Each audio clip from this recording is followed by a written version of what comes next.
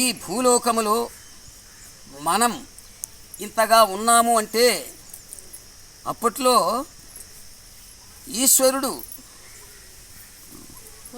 ఆ యొక్క గంగాదేవి జటాజూటములో ఉన్నటువంటి గంగాదేవిని మన భూలోకానికి జనాలకు ఈ యొక్క ప్రపంచానికి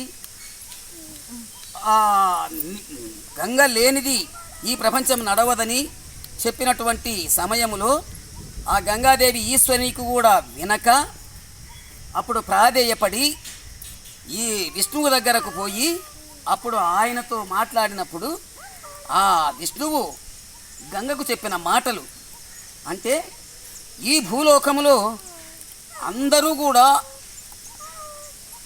అజ్ఞానులే లేరు, పాపాత్ములు లేరు, జ్ఞానులు, యోగులు, సిద్ధులు, గురువులు, గొప్పవాళ్ళు ఉన్నారు కనుక వారి యొక్క పాదధూళి సోకితే నీ పాపాలు పటాపంచలవుతుంది దేవి అని ఆ యొక్క సూత్రాన్ని, ఆ యొక్క మంచి మాటను ఆమెకు బోధించినప్పుడు అప్పుడు గంగాదేవి ఈ భూలోకానికి వచ్చి మన అందరినీ కూడా తరింపజేసినది అన్నది అసలైనటువంటి నగ్న సత్యము.